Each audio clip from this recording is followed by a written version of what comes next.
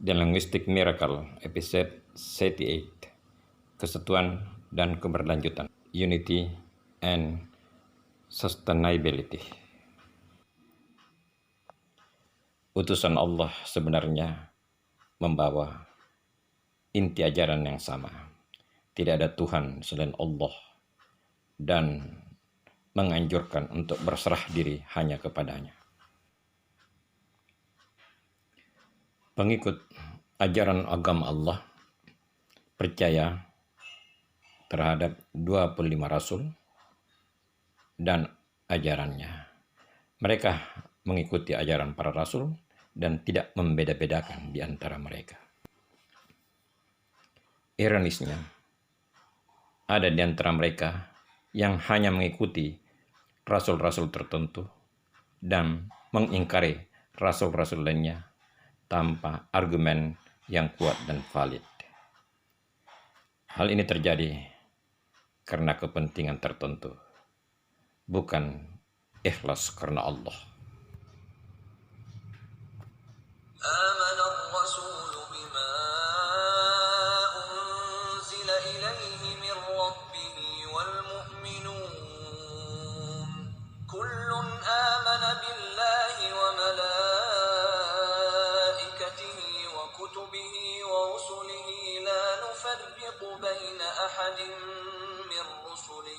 وقالوا سمعنا وأطعنا غفرانك ربنا وإليك المصير.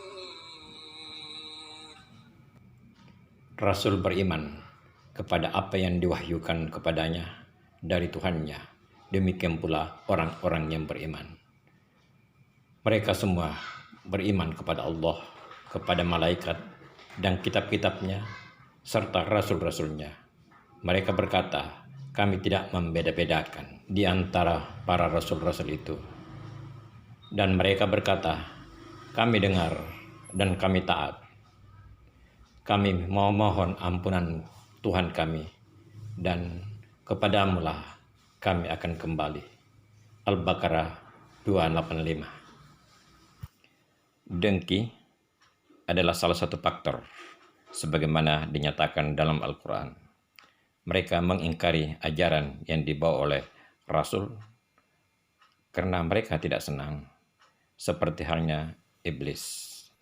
Ia tidak senang untuk menghormat kepada Adam, makhluk yang diciptakan kemudian. Jadi, sebenarnya para pengikut agama yang mengingkari Rasul yang datang kemudian disebabkan oleh hal kepentingan untuk mempertahankan status quo. Kenyataannya, banyak pemimpin-pemimpin agama yang merintis hal demikian. Bagaimanapun, tidak semua penganut agama melakukan hal yang sama. Ada pemimpin-pemimpin agama yang jujur dan menguasai kitab sucinya. Mereka memberikan dukungan terhadap ajaran agama yang dibawa oleh rasul berikutnya. Karena sebenarnya kitab-kitab suci Allah dengan wahyu yang asli telah mengabarkan akan datangnya nabi berikutnya. Masalah timbul bagi penganut agama tertentu yang dimana sejak kecil orang tuanya telah menanamkan rasa benci terhadap agama-agama lain. Sikap benci yang ditanamkan sejak kecil terbawa hingga dewasa. Ketika dia dewasa, dia tidak mau melihat ataupun mendengar ajaran agama lain. Dengan demikian, pintu kebenaran tertutup baginya.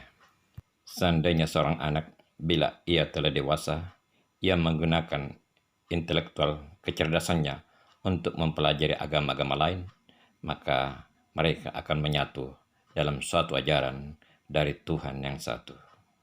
Suatu ajaran yang berlangsung dari masa ke masa berdasarkan wahyu yang diabadikan.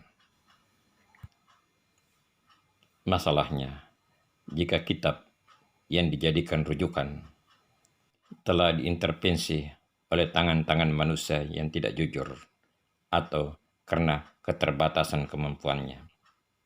Disinilah perlunya bahasa asli dari suatu kitab suci yang menggunakan bahasa dari nabi atau rasul pada masanya untuk dicantumkan pada setiap terjemahan.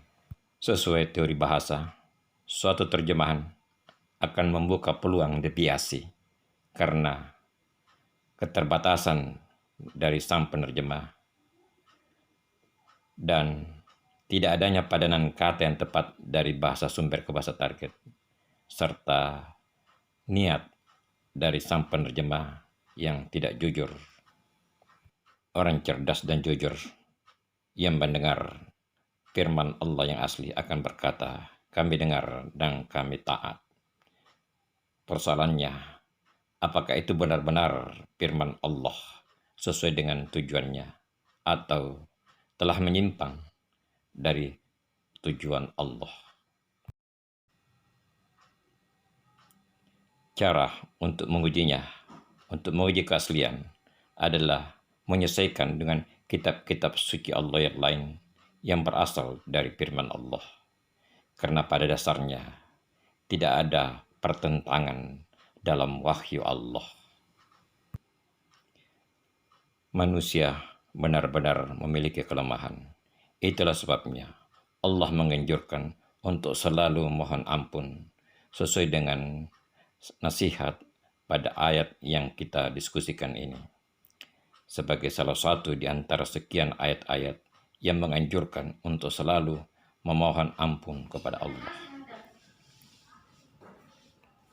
Ujung perjalanan sang hamba dari alam arwah hingga ke padang mahsyar adalah menghadap Allah, kembali kepada Allah dan mempertanggungjawabkan masa kehidupannya di alam ketiga, terutama di alam dunia ini. Di alam-alam lain kita pasif. Di dunia ini lahan untuk berbuat amal untuk nasib kita pada akhir perjalanan. Kita adalah sang kelana.